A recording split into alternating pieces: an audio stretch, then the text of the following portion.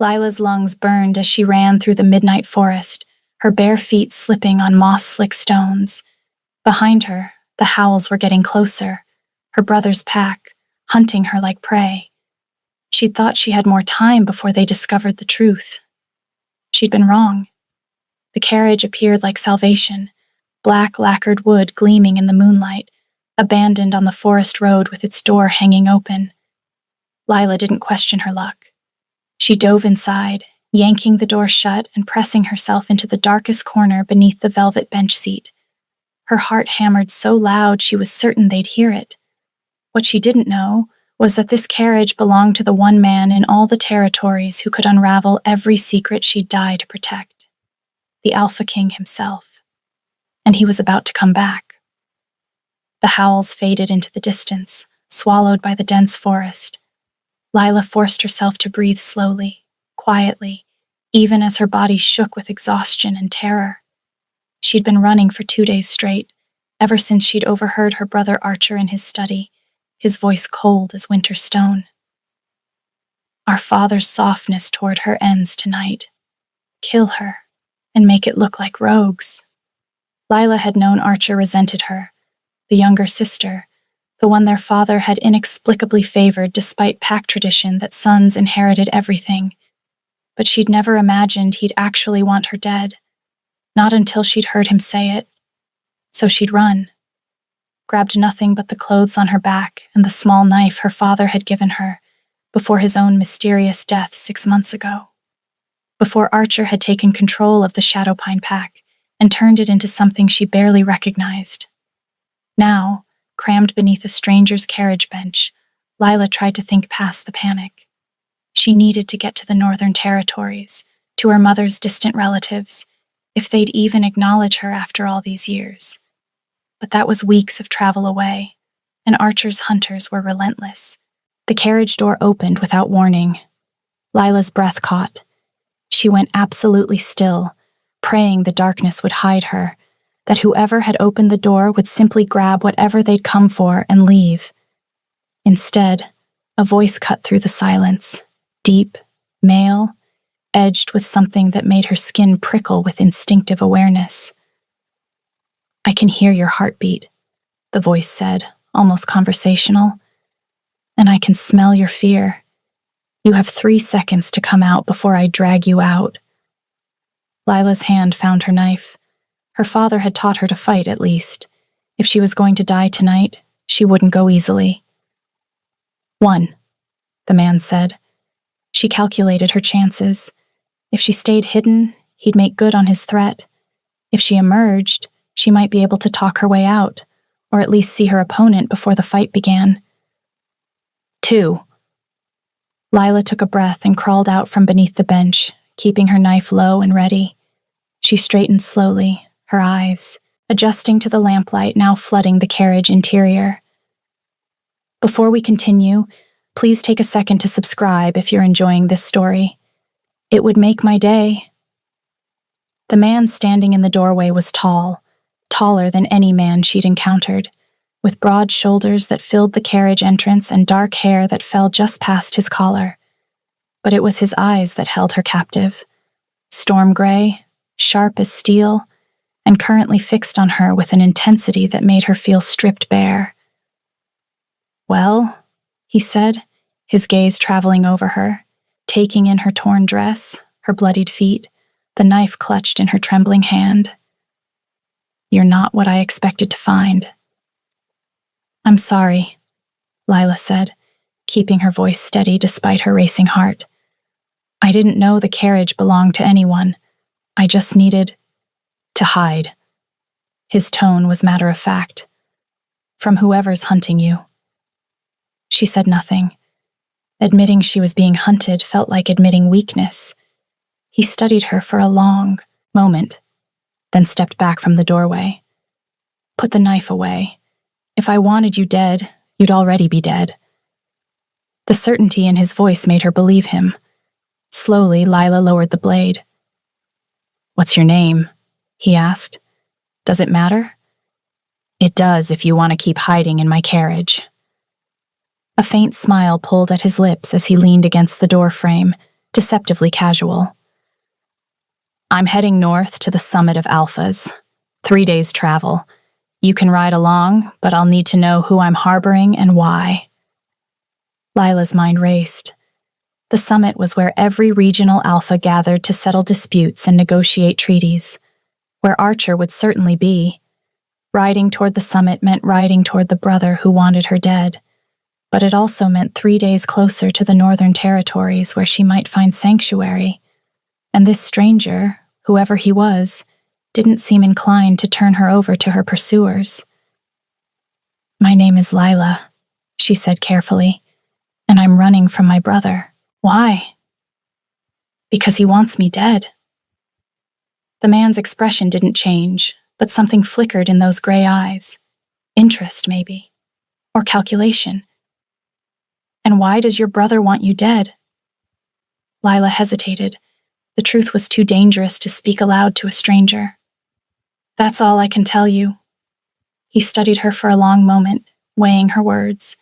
Finally, he nodded slowly. Fair enough. But understand this. If you bring trouble to my door, I won't hesitate to leave you behind. Clear? Crystal. Good. He gestured to the bench seat. Sit. We're moving out in 5 minutes. Lila climbed onto the seat, acutely aware of how small the carriage suddenly felt with him in it. He settled across from her, his long legs taking up most of the space between them. You didn't tell me your name, she said. Idris. Just the one name, offered with no elaboration. Nobility, then, or at least someone important enough to expect recognition. Lila studied him more carefully, the quality of his clothes, the way he carried himself with absolute authority, the predatory grace in every movement. Whoever Idris was, he was dangerous. But right now, dangerous felt safer than going back. The carriage lurched into motion. Lila watched the forest slide past through the small window, her body slowly beginning to relax for the first time in days. The adrenaline was wearing off, leaving her hollow and shaking. When did you last eat? Idris asked. Yesterday, maybe the day before. Time had blurred together during her flight. He reached beneath his seat and pulled out a leather satchel, extracting bread and dried meat. He offered them to her without comment. Lila hesitated. Her gift made accepting objects from strangers complicated. The moment her skin touched something someone else had handled, she'd see flashes of their memories, their emotions imprinted on the item like invisible stains. Take it, Idris said, watching her with those sharp eyes. You're shaking. She reached for the food, carefully, using the fabric of her sleeve as a barrier between her fingers and the items.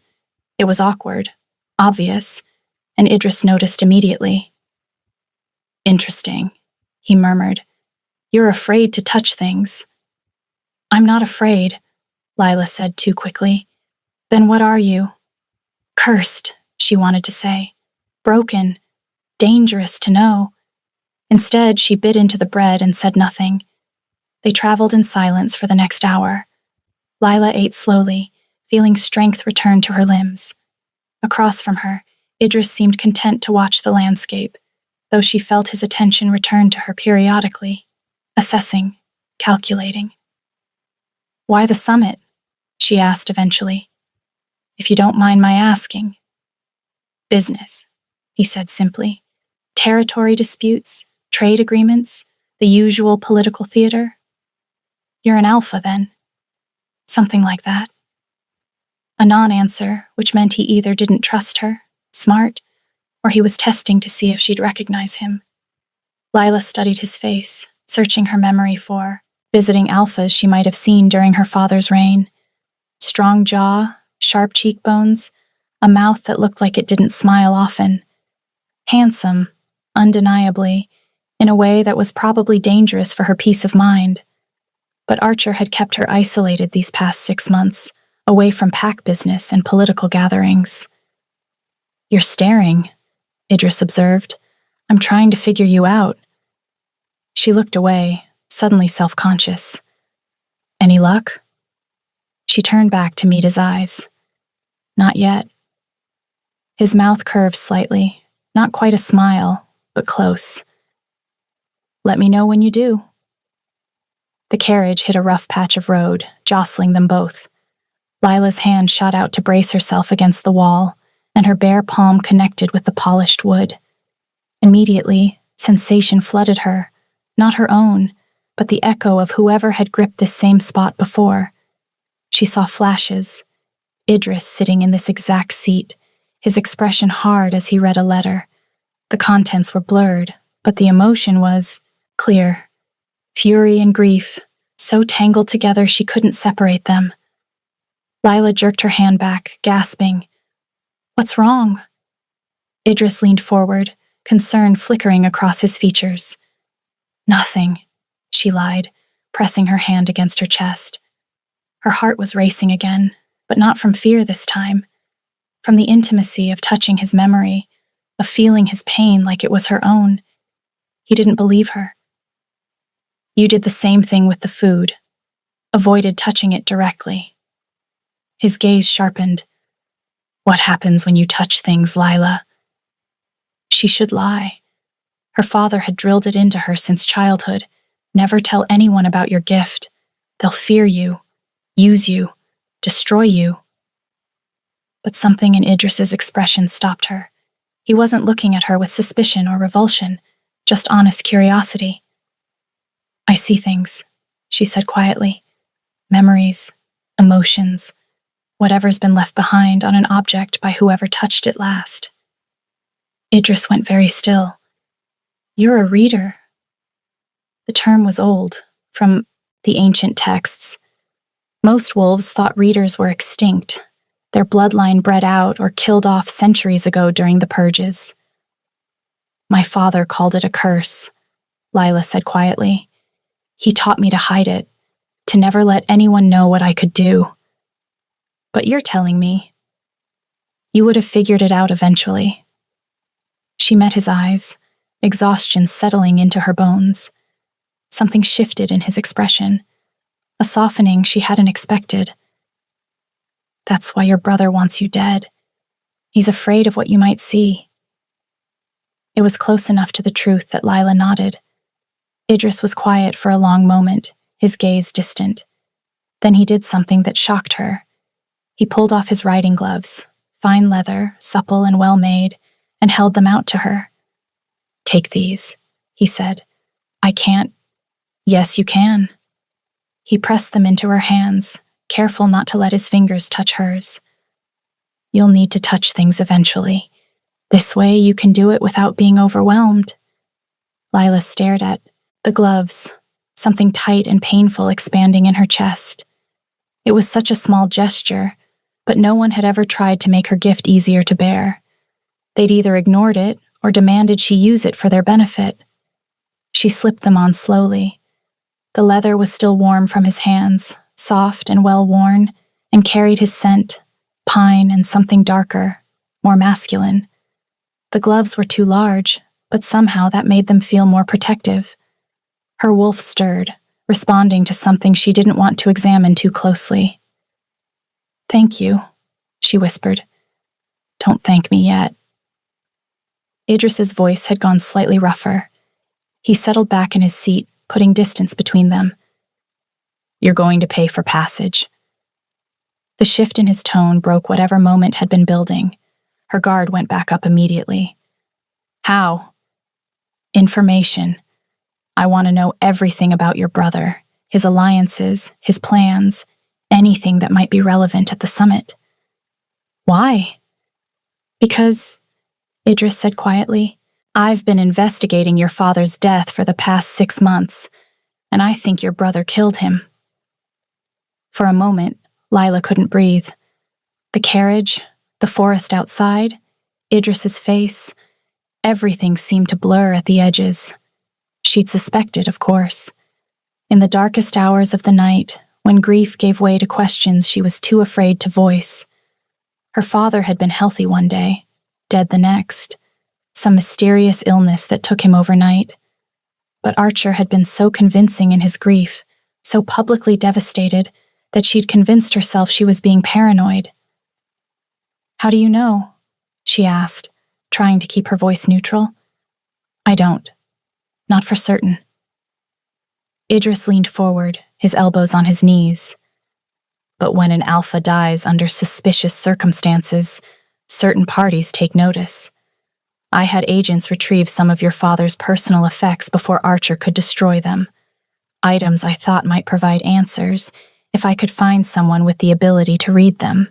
Understanding dawned. That's why you're letting me stay. You need me. I need your help, Idris corrected. I won't force you, Lila. But if you want to know the truth about your father's death, and if you want to stop your brother from whatever he's planning, this is your chance. Lila's mind spun. Part of her wanted to refuse, to keep running until she was far from Shadowpine and Archer and all the blood-soaked politics of pack leadership. But another part, the part that still saw her father's smile when she closed her eyes, that still reached for advice he'd never give again, that woke some mornings with his name on her lips before remembering he was gone. That part burned for answers, for proof. What if I see something you don't like? She asked carefully. What if the truth implicates someone you care about? Then I'll deal with it. His voice was iron. I'm tired of lies and half-truths. I want to know what really happened, no matter the cost. She studied his face, looking for any sign of deception. Taking a leap of faith on a stranger went against every survival instinct she possessed. But something in his steady gaze, in the way he'd offered her his gloves, made her want to trust him. All right, Lila said. I'll help you, but I need something in return. Name it. Safe passage north after the summit, and your word that you won't tell anyone about my ability. Done. Idris extended his hand. Lila took it. Even through the leather of his gloves, she felt the strength in his grip, the heat of his skin. We have an agreement, he said. They traveled through the night, stopping only to water the horses. Lila dozed fitfully, her body exhausted but her mind refusing to fully rest. The carriage felt smaller in the darkness. Every time she woke, she found Idris watching her with that same intense focus, like he was trying to solve a puzzle. Once, their eyes met in the dim light, and neither looked away. You should sleep, he said quietly. So, should you? I don't sleep much. Why not? He was quiet for a long moment. Too many ghosts. The rawness in his voice made her chest ache. Lila wanted to ask more, to understand this dangerous stranger who'd shown her unexpected kindness. But exhaustion pulled at her, and his presence made her feel safer than she had in months. She let her eyes drift closed again, and this time, sleep came easier. Dawn broke soft and pink over the mountains. Lila watched the light spill across the landscape, feeling like she was seeing the world with new eyes. Tell me about your father, Idris said quietly. Lila glanced at him. He was still watching her, but his expression had gentled. He was kind, she said, her voice softening with memory. Patient. He taught me to read when I was 4, even though the other alphas mocked him for it, said girls didn't need books, that I should be learning to serve, not to think. Her throat tightened. But he'd spend hours with me in his study anyway, showing me maps of the territories, teaching me pack history like I mattered, like my mind was worth cultivating. She had to pause, blinking back the sting in her eyes. When the gift manifested and I became complicated, when I couldn't touch things without flinching, when other children were afraid of me, he never made me feel broken. He just adapted, rearranged his study so I wouldn't accidentally touch his things, made space for me exactly as I was. He sounds like a good man. He was. Lila's voice cracked, and she had to look away before the tears could fall. Archer isn't anything like him. Our father believed in honor, in protecting the weak. Archer only cares about power. How long has Archer been alpha? 6 months, since father died. She twisted the oversized gloves in her lap. Everything changed immediately. He started making alliances with packs father had refused to deal with, violent ones, who settled disputes with bloodshed instead of negotiation. He raised taxes on the pack members, kept the money for himself instead of maintaining our territory. People are suffering, but no one dares challenge him. Why not? Because the last wolf who questioned him publicly was found dead in the forest 3 days later. Archer claimed it was rogues, but everyone knew the truth. Idris's expression darkened. And you stayed in Shadowpine, knowing this? I tried to leave. Lila's jaw tightened. Twice. The first time, Archer's men found me before I reached the border. He was persuasive about the consequences of trying again. The second time, I made it as far as Greymark before I realized I had no money, no allies. Every innkeeper, every merchant, they all knew House Thorn. All it would take was one letter back to Archer. Her hands curled into fists. So I returned, bided my time, and looked for another opening. I just didn't realize how little time I had left before I heard him order my death. What changed? Why kill you now? Lila hesitated. The truth still felt too dangerous to speak aloud, even here. But Idris waited patiently, not pushing. I touched something of his, she admitted finally. A knife he always carries. I didn't mean to. I was cleaning his study. She paused, something bitter flickering across her face. After Father died, Archer dismissed most of the staff, said we needed to economize. Really, he just wanted fewer witnesses. So I cleaned, I served his meals, I became invisible. Her hands trembled slightly. I picked up the knife without thinking, and I saw what he did, Idris. I saw him poison our father's wine the night he died. I saw him smile while he did it. The silence that followed stretched heavy between them. You're a witness, Idris said quietly. The only one who can prove he committed patricide. Yes. That's why he wants you dead. Not because he fears what you might see, but because of what you've already seen. Lila nodded, feeling sick. Idris stood abruptly, the movement sharp with barely contained fury. He moved to the window, staring out at the passing forest with his jaw clenched. I should have moved faster, he said, almost to himself. I suspected, but I didn't have proof. And while I waited, he consolidated power, eliminated witnesses. You couldn't have known, Lila said. I should have.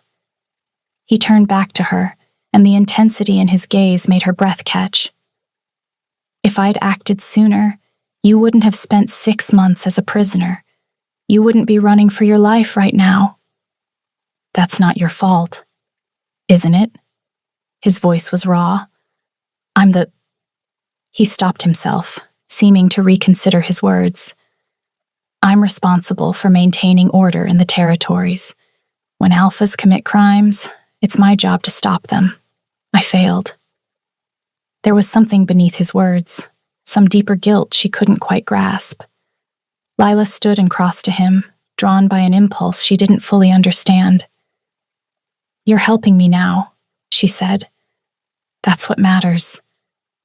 Idris looked down, at her, and for a moment the walls he kept around himself seemed to crack. She saw exhaustion in his eyes, and loneliness so profound it made her chest ache. You should rest, he said, his voice gentler. We'll reach the first way station by midday. You'll have a proper bed tonight. What about you? I told you, I don't sleep much. That's not healthy. She tilted her head, studying him. Though I suppose broodingly pacing carriages all night does suit your aesthetic. His mouth twitched. My aesthetic? Intimidating, mysterious. She gestured vaguely at him. You do commit to it. I wasn't aware I had an aesthetic. Everyone does. Yours just happens to involve scowling and making dramatic pronouncements about failure. This time he did smile, quick and startled, like he'd forgotten how. Are you mocking me, Lila? A little?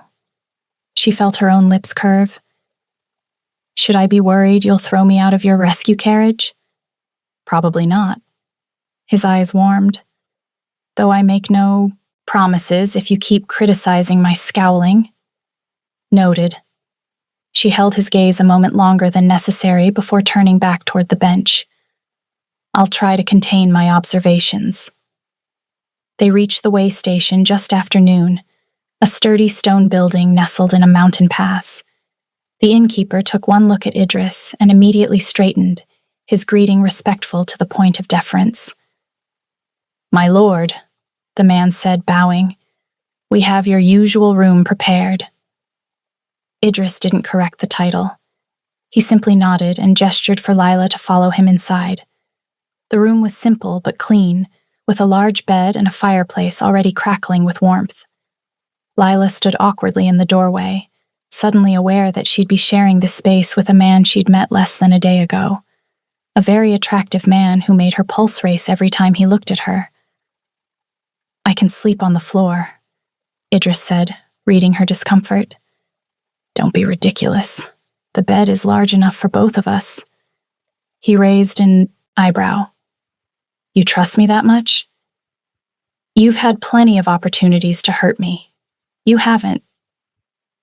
Lila pulled off his gloves and set them on the table. Besides, I can defend myself if needed. With that little knife? You'd be surprised what damage a little knife can do in the right hands. Idris smiled, a real smile this time, and it transformed his face.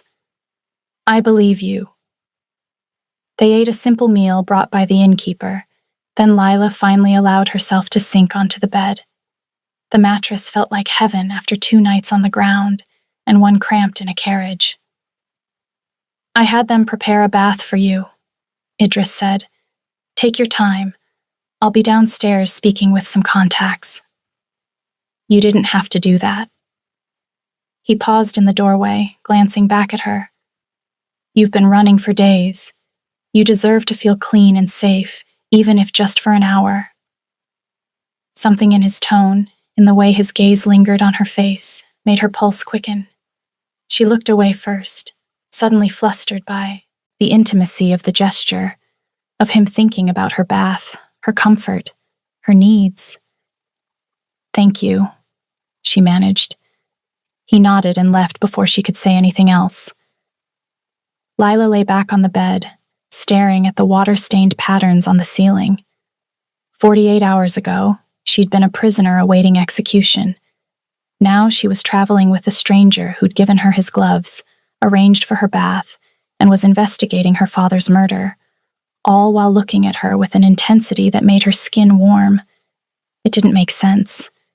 People didn't just help, not without expecting something in return. Yet Idris had asked for her cooperation, not her submission, had offered protection without demanding gratitude. She didn't know what to do with kindness that came without strings attached, which meant she needed to be careful not to let her guard down. But when the servants brought the bath, a large copper tub filled with steaming water, Lila couldn't bring herself to care about caution. She sank into the heat and let herself relax for the first time in longer than she could remember. She washed quickly, afraid Idris would return and she'd be caught vulnerable. When she emerged, wrapped in a clean robe the innkeeper had provided, she found fresh clothes laid out on the bed, a simple traveling dress in deep green, soft leather boots that looked like they'd actually fit, and a hooded cloak. All of it clearly expensive, and clearly meant for her. Lila dressed slowly, running her fingers over the fine fabric. She didn't dare touch any of it without the gloves, didn't want to know who had worn these clothes before her, what memories might be embedded in the threads. When Idris returned an hour later, he stopped in the doorway, his gaze traveling over her. It fits, he said. You bought these for me? You couldn't keep wearing a torn dress. He crossed to the table and poured himself water from the pitcher. Consider it payment for your help. This is too much. It's practical. But there was something in his tone, something almost defensive, that made her think it was more than that. Lila joined him at the table. Who are you, really? I told you. My name is Idris. That's not an answer. He studied her for a long moment. Why do you want to know? Because you're clearly someone important. The innkeeper called you my lord. You travel with armed guards who wait outside instead of sharing your room. You speak about investigating alpha deaths like it's your right. She leaned forward. So who are you, Idris? And why are you really helping me? Would it change anything if I told you? It might. He set down his cup carefully. What if I said I'm the Alpha King? Lila's breath caught. She waited for him to laugh, to tell her it was a joke. He didn't. You're serious, she whispered. Yes. Lila pushed back from the table, her legs suddenly unsteady.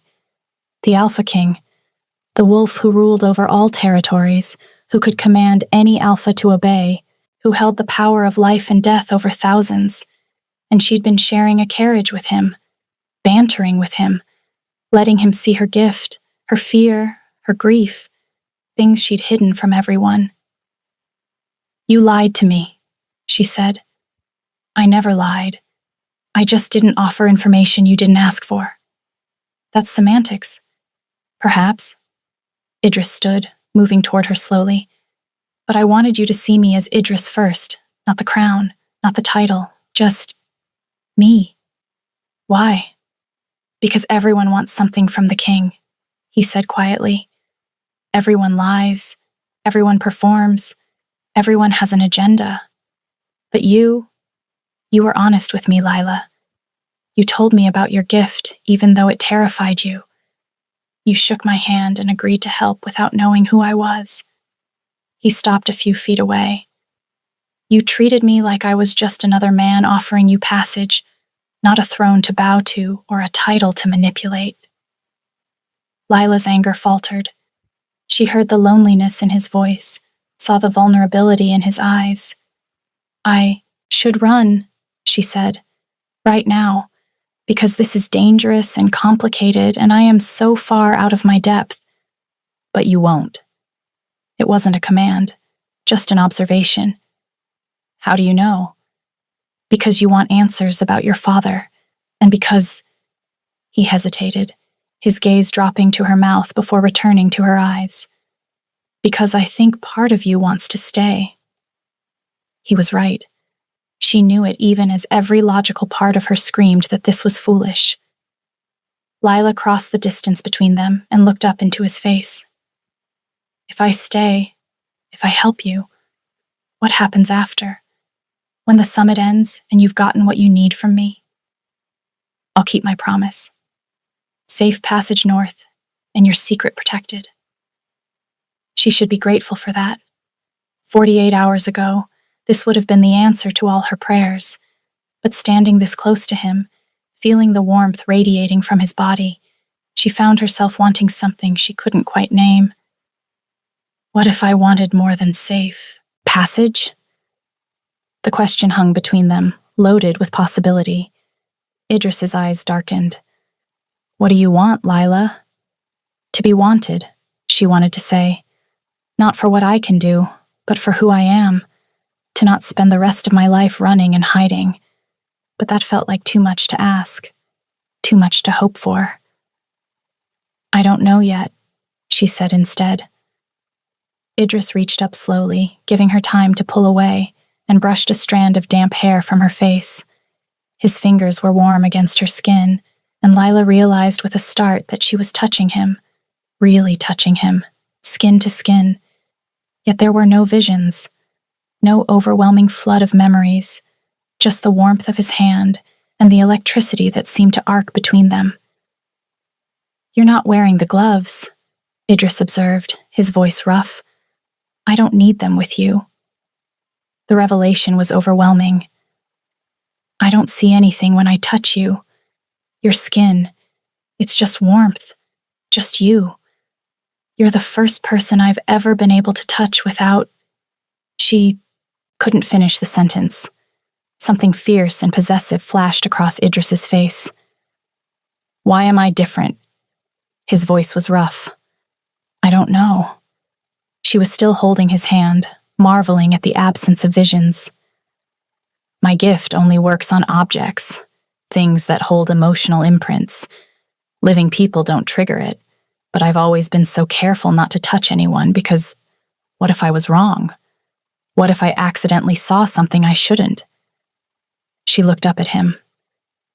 "But with you, there's nothing but quiet. It's the first time my mind has felt quiet in years." Understanding dawned in his eyes, followed by something that looked almost like wonder. "So touching me is a relief," she whispered, "like I can finally breathe." His hand lingered against her cheek for a heartbeat longer before he pulled back, putting distance between them. "You should rest," he said, his voice carefully controlled. "Tomorrow will be difficult." The sudden absence of his touch left her cold. Lila wanted to protest, to close the distance again, but something in his rigid posture told her he was holding himself back deliberately. "Idris." "Good night, Lila." He turned away, moving to the window to stare out at the darkness. She stood there for a long moment, her skin still tingling where he'd touched her, before finally retreating to the bed.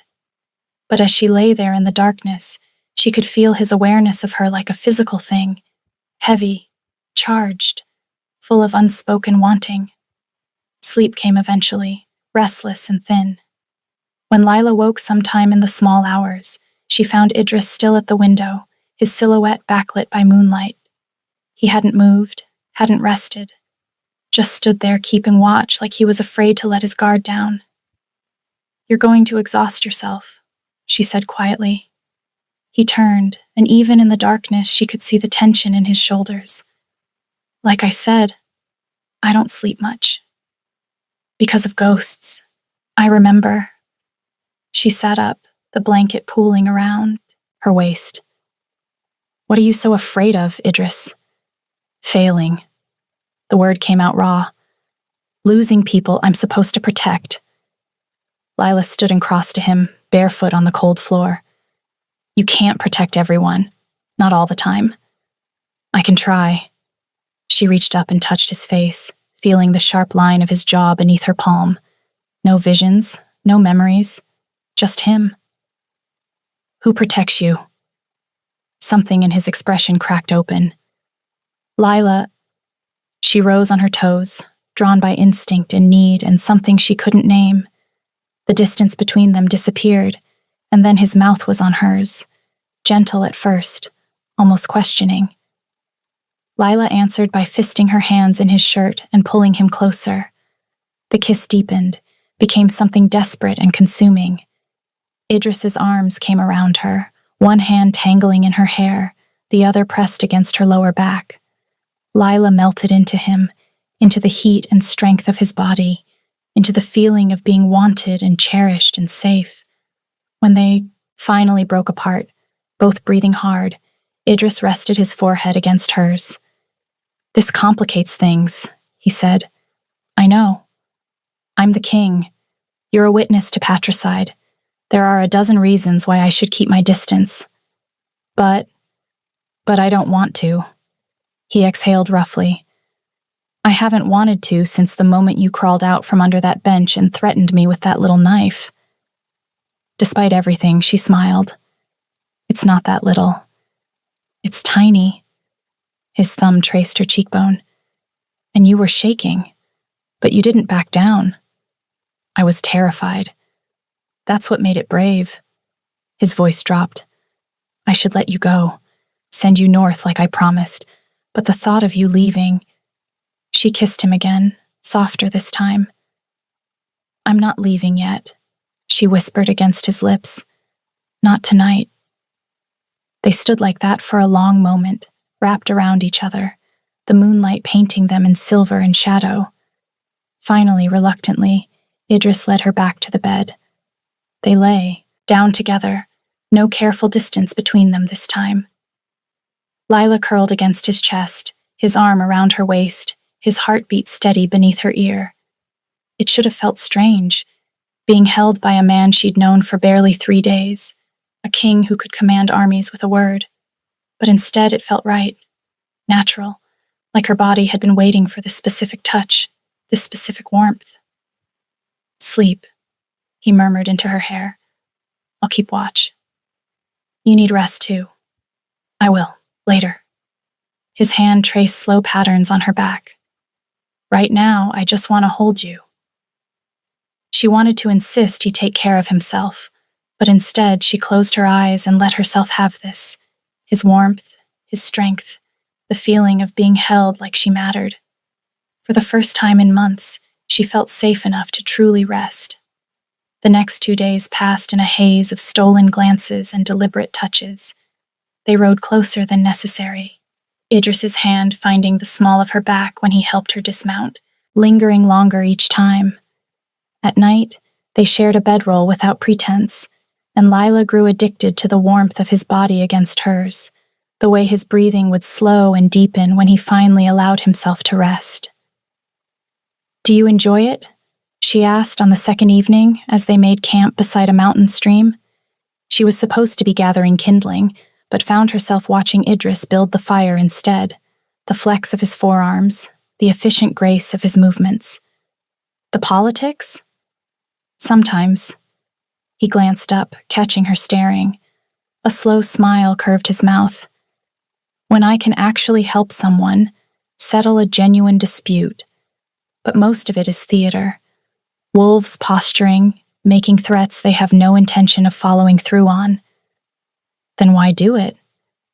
"Because the alternative is war." He sat back, watching the flames catch, then patted the ground beside him. An invitation. Lila settled next to him, close enough that their shoulders touched. She'd stopped pretending she didn't crave the contact. "My father believed in rule through fear," Idris continued, his voice quiet. "He crushed dissent, executed anyone who questioned him. When he died and I took the throne, the territories were on the brink of chaos. Everyone expected me to be just like him." "But you're not." She turned to look at him, found his gaze already on her face. "No." The firelight painted shadows across his features, made his eyes look molten. "I want something different.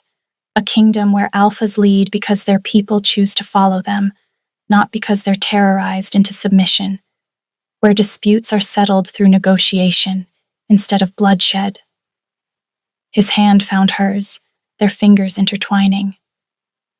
"That's why I investigate deaths like your father's. Why I can't ignore corruption, even when it would be easier to look away." Lila's heart ached for him, for the weight he carried, the loneliness she recognized because she'd lived it herself. "That's a heavy burden." "It is." He brought her hand to his lips, pressed a kiss to her knuckles. "But I'm learning I don't have to carry it alone anymore." The way he looked at her made her breath catch, like she was something precious he'd found and didn't want to lose. "Idris." Her voice came out rougher than intended. He cupped her face, thumb brushing across her lower lip. "Tell me to stop." She should. This was happening too fast, burning too hot. But when she opened her mouth, what came out was, "Don't." He kissed her, deep and claiming, one hand tangled in her hair, the other pulling her closer until she was practically in his lap. Lila went willingly, her hands sliding up his chest to curl around his neck. When they finally broke apart, Idris rested his forehead against hers. "We should eat. Rest." "We should," she agreed, making no move to pull away. His laugh was low. "You're making this very difficult." "Good." She kissed him again, softer this time. "I'd hate to suffer alone." They did eventually eat, though the meal was punctuated by lingering looks and casual touches. And when they finally lay down for the night, Lila pressed herself against Idris's chest and felt his arm tighten around her waist, possessive, protective. "Tell me something," he said quietly. Something no one else knows. Lila thought for a moment. When I was 8, I touched my mother's wedding dress, saw the memory of her marrying my father, how happy she was. Her voice caught. She died when I was born. That dress was the only way I ever got to know her.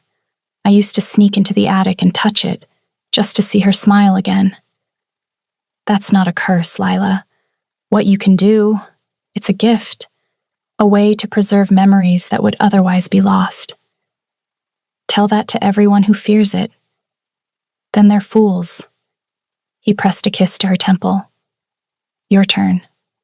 Ask me something. Why did you really give me the gloves? She felt him smile against her hair. Because watching you flinch every time you needed to touch, something was breaking my heart. And because I wanted to give you something that might make your life easier, even in a small way. That's very sweet for a ruthless king. I'm only ruthless when necessary. His hand traced idle patterns on her back. With you, I'd rather be gentle. Lila tilted her head back to look at him. In the firelight, his eyes were molten, his expression open in a way she suspected few people ever saw. I'm falling in love with you, she said, the words escaping before she could stop them. I know it's too soon and too complicated and probably incredibly foolish, but Idris kissed her, stealing her breath and her words. Not foolish, he said against her lips. And not too soon. I've been falling since the moment you looked at me in that carriage. She pulled him down into another kiss, deeper this time, full of promise and need. He undressed her slowly, carefully, his hands reverent as they learned every curve. Lila had never been touched like this, like she was precious, like every gasp and shiver mattered. Idris worshipped her with his hands and mouth, murmuring her name against her skin, drawing out her pleasure until she was trembling with need. When he finally slid inside her, Lila felt something click into place, like a piece of herself she hadn't known was missing had suddenly been found. Afterward, they lay tangled together, skin cooling in the night air. What happens now? Lila whispered. Now we face the summit together. Idris pulled her closer. We prove what Archer did, and then, he hesitated, then I want you to stay with me, as my mate, my queen. Lila's breath caught. Idris, I know there are 100 reasons why you should say no, but I've waited my entire life to find someone who sees me, really sees me, and I'm not letting you go without a fight. What about Shadowpine? If you prove Archer is a murderer, the pack will need a new alpha. Then you'll lead them. He said it with such certainty. You're your father's daughter, Lila. You have the old blood, the strength, and you care about the people in a way Archer never did. They'll follow you. I don't know how to be an alpha. I don't know how to be a queen. You'll learn. He kissed her forehead. And I'll be there, every step of the way. We'll figure it out together. Lila wanted to believe him, wanted to imagine a future where she wasn't running or hiding, where she could lead and love and be truly free. Ask me again, she said, after the summit, after we've dealt with Archer. Ask me then, and I'll give you my answer. I can live with that. But she heard the hope in his voice, felt it echo in her own chest. They arrived at the summit grounds on the 3rd day. The gathering place was a massive amphitheater carved into the mountainside, with stone seats rising in tiers around a central floor. Already, alphas from across the territories had gathered, some with their full packs, others with just their inner circles. The air hummed with power and tension. Lila pulled her hood up, keeping close to Idris as they made their way through the crowds. She could feel eyes on them, curious, speculating, wondering who the king had brought with him. And then she saw Archer. Her brother stood with a group of alphas near the eastern entrance, his expression confident and relaxed. He looked exactly the same as the day she'd fled, handsome in a cold way, with their father's dark hair and sharp features. But there was a cruelty in his smile that their father had never possessed. Lila's hand found Idris's arm, gripping tight. "Easy," he murmured. "He doesn't know you're here, and he won't touch you while you're under my protection." "What if he sees me?" "Then he'll have to go through me first." The steel in Idris's voice was absolute. "And I promise you, Lila, he won't like how that ends." They continued to Idris's private tent, set up at the highest point overlooking the amphitheater. Inside, a man was waiting, older, with gray-streaked hair and sharp eyes. "Marcus," Idris greeted him. "Any trouble?" "Nothing unusual. Archer arrived yesterday with a contingent of 30 wolves. He's been making alliances with the Western packs, promising them expanded territories if they support his claim." "His claim to what?" Marcus's gaze flicked to Lila, questioning. "She knows everything," Idris said. "Speak freely." "There are rumors Archer intends to challenge the tribute laws, claim that Shadowpine shouldn't have to pay taxes to the crown, that each pack should govern itself completely." Idris's expression darkened. "That would fracture the kingdom." "I know. And he has more support than we anticipated. The Western Alphas are tired of crown oversight. They see Archer as a way to gain independence." Lila felt sick. This was bigger than patricide, bigger than one corrupt alpha. Archer was trying to start a coup. "We need proof of what he did," Idris said. "Solid, undeniable proof that will turn his allies against him." Marcus pulled a leather satchel from beneath the table. "Your agents retrieved these from Shadowpine before Archer could destroy them. Your father's personal journal, some correspondence, a few other items." Idris looked at Lila. "Can you read them?" She nodded, her fingers trembling as she approached the table. This was it, the moment she'd been both dreading and anticipating. Marcus laid the items out on the table. Lila started with the journal, a worn leather book embossed with the Shadowpine crest. The moment her bare fingers touched the cover, she was transported. Her father's study, late at night. He's writing by candlelight, his expression troubled. She can feel his emotions, worry, anger, grief. The journal entry is about Archer. "My son is selling our land to the Western packs. Piece by piece, he's dismantling everything I've built. When I confronted him, he showed no remorse, only ambition. I've given him one day to confess publicly, or I'll expose him myself and name Lila as my heir. She has the old blood, the strength our pack needs. Archer has only greed." The memory shifts. Her father is in his bedroom now, preparing for sleep. He pours wine from a decanter, drinks it. Within minutes, his expression changes. Confusion, then pain, then terror as he realizes what's happening. He tries to call for help, but his voice won't work. The poison is fast, efficient. The door opens. Archer walks in, watches their father die with cold satisfaction. "You should have chosen me," Archer says to the dying man. "You should have seen that I'm the strong one, the one who deserves to lead." Their father's last thought, the last emotion imprinted on the journal. Heartbreak that his son could do this, and hope that Lila would survive, would be strong enough to set things right. Lila came out of the vision gasping, tears streaming down her face. "He knew," she choked out. "He knew my brother was going to kill him, and he died hoping I could stop him." Idris was beside her immediately, steadying her. "What did you see?"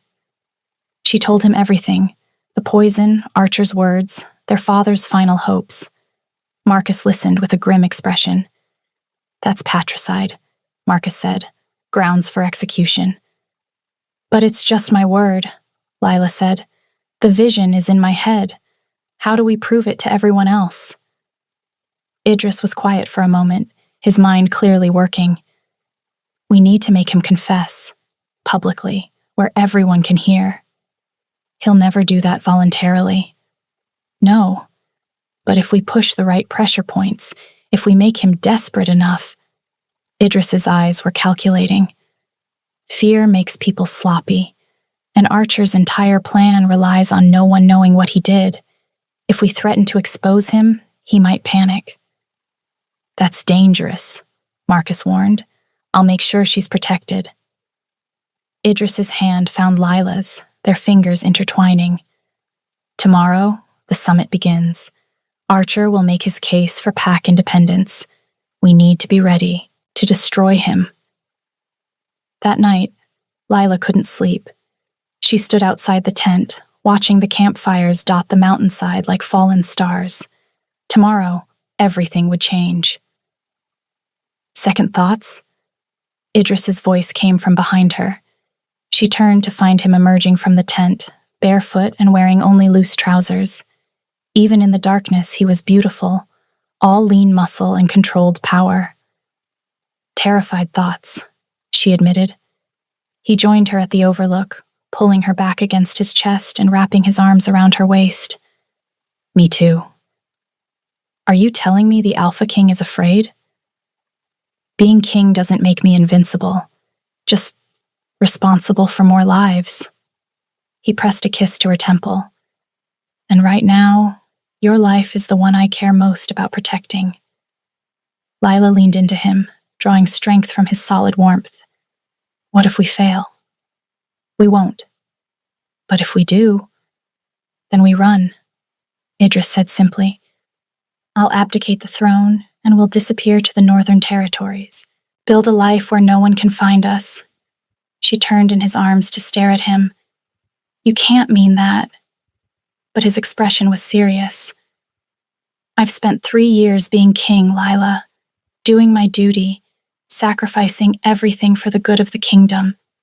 And I'm tired. Tired of politics, tired of pretending I don't want something more. His hand cupped her face. I want you. A life with you. And if I have to choose between the crown and that future, I'll choose you. Every time. Idris. He kissed her deeply, like he was trying to pour all his conviction into the contact. When they broke apart, breathless, he said, I love you. I know it's only been days, and it probably makes me a fool, but I love you. And whatever happens tomorrow, I need you to know that. Lila's heart cracked open. I love you too. So much it terrifies me. Good. He smiled against her lips. We can be terrified together. They came together under the stars, slow and desperate, trying to memorize each other in case it was the last time. Afterward, Lila lay in Idris's arms and made herself a promise. She would be brave tomorrow. For her father, for Shadowpine, for the future she wanted with Idris. The summit began at dawn. Lila watched from the shadows at the edge of the amphitheater, hidden by her hooded cloak. Idris sat on the throne at the center, a massive chair carved from white stone, with his advisors flanking him. He looked every inch the king now, all the warmth and vulnerability from last night locked away behind a mask of authority.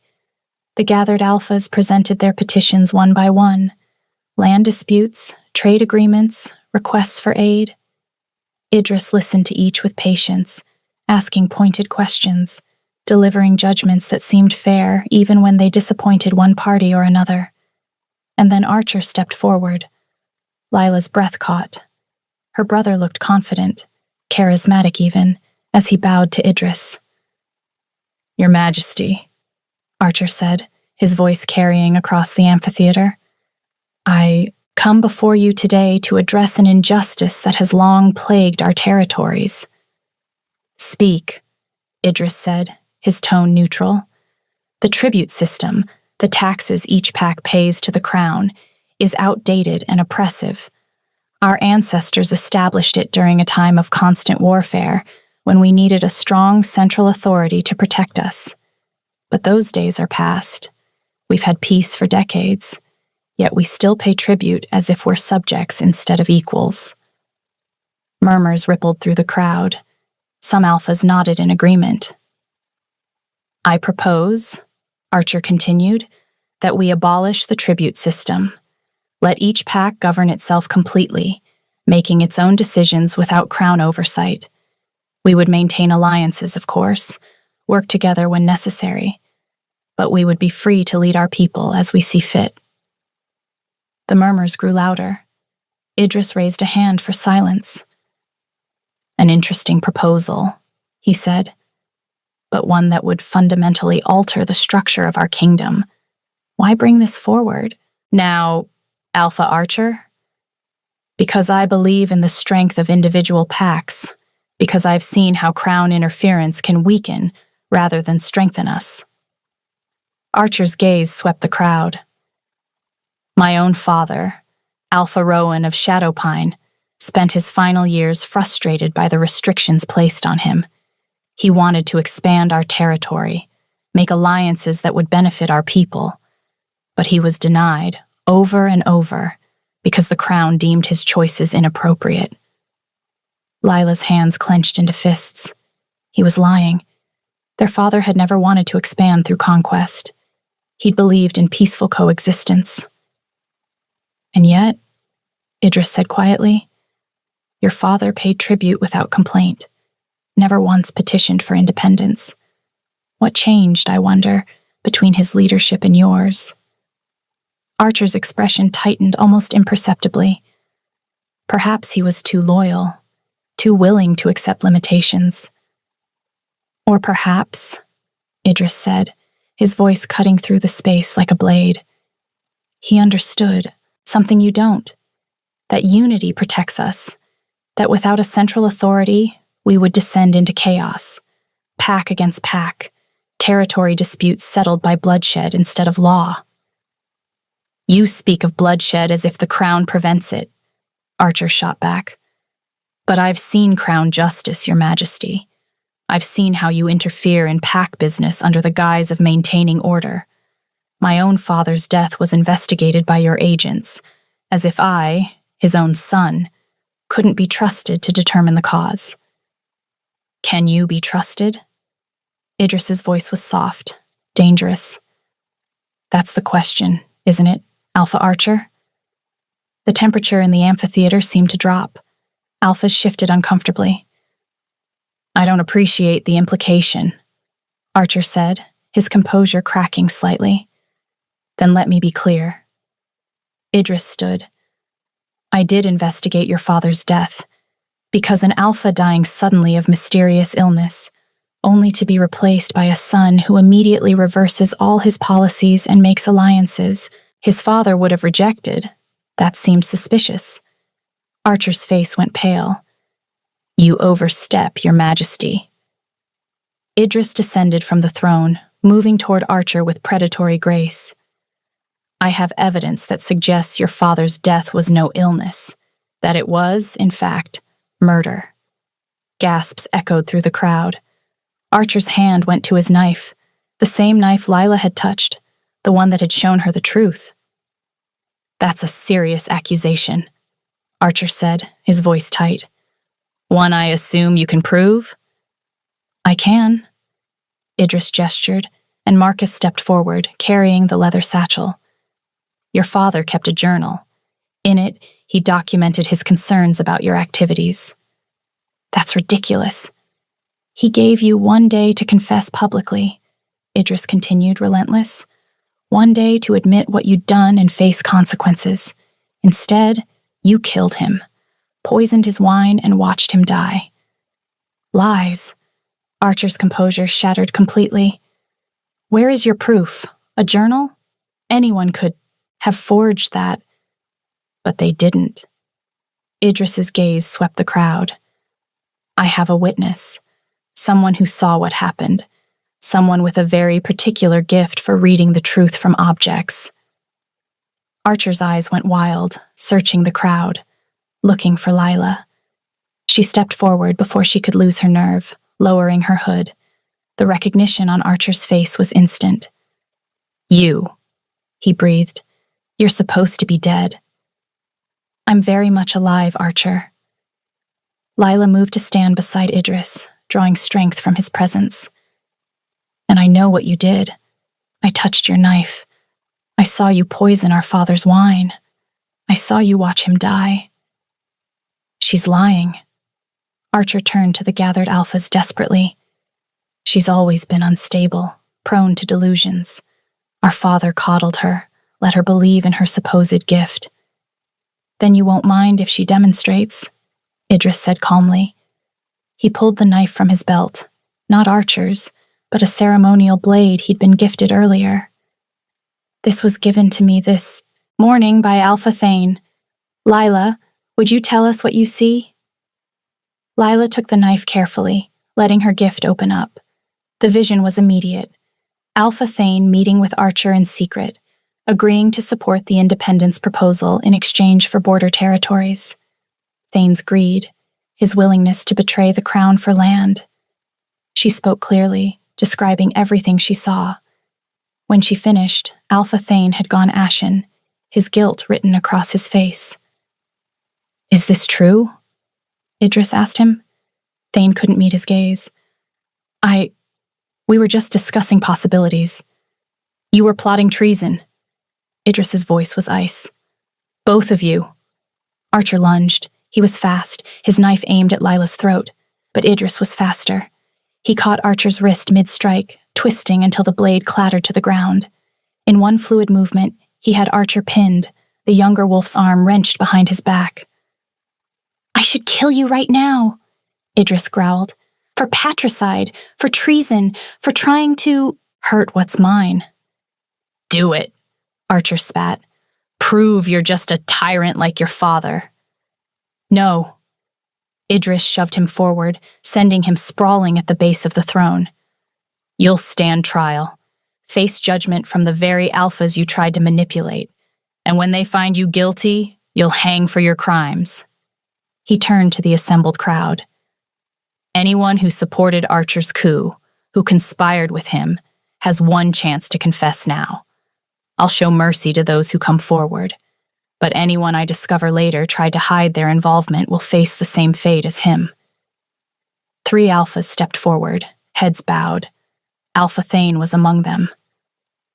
Take them all into custody, Idris ordered. We'll hold a formal trial tomorrow. Guards moved in, binding Archer and his co-conspirators.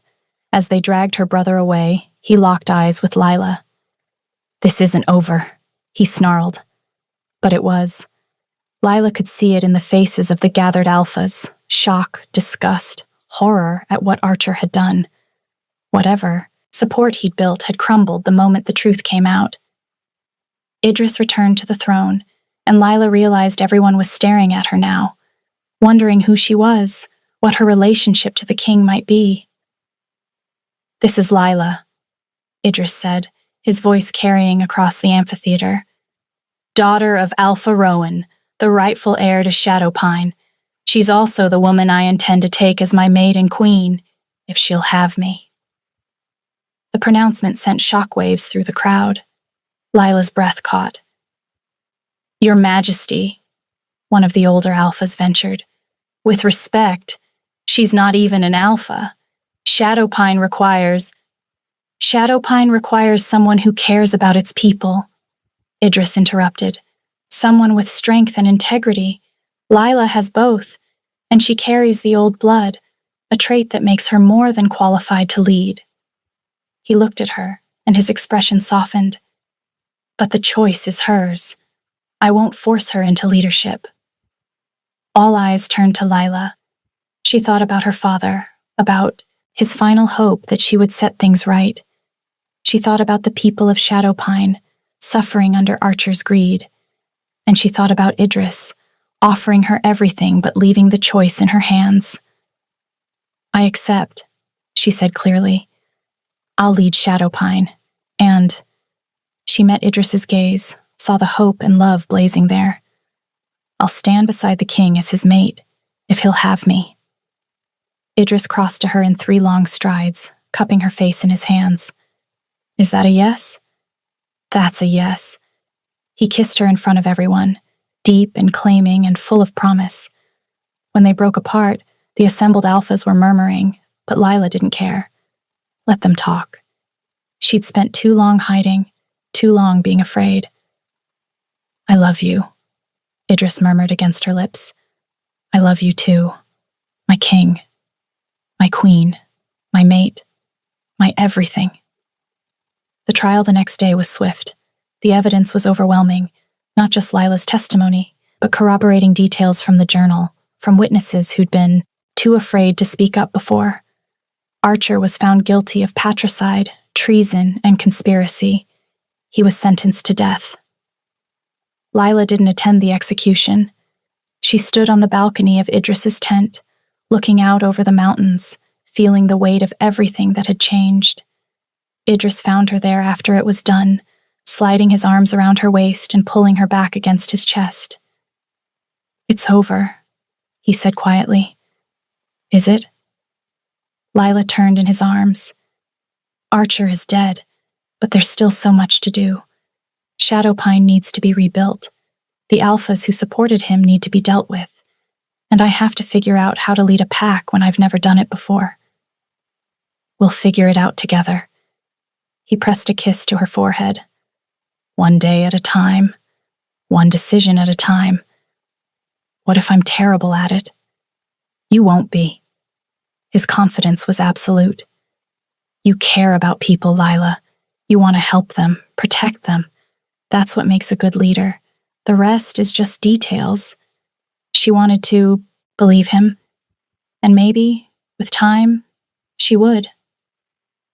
When do we leave for Shadowpine? She asked. Tomorrow. I've assigned guards to help secure the territory, make sure the transition is smooth. He paused. And after that, we'll return to the capital, plan the coronation and bonding ceremony properly. A ceremony? Lila laughed softly. That's going to be strange. Why? Because a month ago, I was a prisoner in my own home, relegated to cleaning my brother's study and serving his meals. Now I'm going to be a queen. She shook her head. It doesn't feel real. It's real. Idris tilted her chin up, his gray eyes intense. You're mine, and I'm yours. That's the only thing that matters. The rest, the titles, the politics, the ceremony, it's all just formality. Lila rose on her toes and kissed him, pouring all her love and gratitude and hope into the contact. When they broke apart, she whispered, Thank you for seeing me, for believing in me, for giving me a choice when you could have just taken what you wanted. You gave me something too. His arms tightened around her. A reason to believe I could have this. Someone who sees past my crown. They stood like that as the sun set, painting the mountains in shades of gold and crimson. Tomorrow would bring new challenges, new responsibilities. But tonight, they had this, each other, and the future stretching bright before them. 2 months later, Lila stood in the great hall of the capital, wearing a gown of deep blue silk and a crown that felt surprisingly light on her head. The gathered wolves, alphas and pack members from across the kingdom, watched as she and Idris spoke their vows. I choose you, Idris said, his voice carrying through the hall. Not because fate demands it, not because politics requires it, but because you're brave and strong and everything I didn't know I needed. I choose you, Lila, today and every day after. Lila's throat tightened with emotion. You saw me when I was invisible. You loved me when I was just a scared woman hiding in a carriage. She smiled through happy tears. I choose you, Idris, my king, my mate, my home. The bond snapped into place fully, not a chain, but a bridge, connecting them while leaving each whole and free. When Idris kissed her, the hall erupted in cheers. Later, much later, they stood on the balcony of their chambers, looking out over the capital. Lila had removed the crown. It sat on a table inside, and pulled on a simple robe. Idris wore even less, his chest bare to the warm night air. How does it feel? He asked, pulling her close. Being queen? Terrifying. Exhilarating. Lila leaned into him. I met with the Shadow Pine representatives today. They're still adjusting to having me as alpha, but the changes we've implemented are helping. Lower taxes, better resource distribution. People are starting to trust again. You're doing well. We're doing well, she corrected. I couldn't manage this without you. That's what partners are for. He pressed a kiss to her temple. Speaking of which, I have something for you. He reached into his pocket and pulled out a small box. Inside was a ring, simple gold, etched with symbols Lila didn't recognize. It was my mother's, Idris said quietly. She died when I was young, but I remember her. How strong she was, how kind, how she made my father a better man. He took Lila's hand, sliding the ring onto her finger. She would have loved you, and I want you to have this as a reminder that you belong here, that you're family. Lila stared at the ring, feeling tears prick her eyes. Idris, touch it, he said. See her, know her. Slowly, Lila pulled off the glove she still wore on her left hand. She touched the ring with her bare fingers, letting her gift open. The vision was gentle, warm. Idris's mother wearing this ring, laughing as she chased a young Idris through palace gardens. Her love for her son, fierce and protective. Her hope for his future, that he would find someone who understood him, who would stand beside him as an equal. Take care of him, the memory whispered. He needs someone who sees past the crown. She was beautiful, Lila whispered, pulling back from the vision. And she loved you so much. I know. Idris's voice was rough with emotion. And she would have loved you too, my fierce, brave queen. They stood together as the moon rose, two souls who'd found each other against impossible odds. Lila thought about the girl she'd been, running through the forest, terrified and alone. She'd fled her pack and hidden in a carriage, never knowing it would lead her here, to a love that had saved her, to a future she'd never dared imagine. And as sleep claimed her, wrapped in warmth and safety and belonging, Lila's last thought was, I'm home. Finally, I'm home. Can you rate this story from 1 to 10? And if you enjoyed it, please subscribe. Your support allows me to continue writing stories.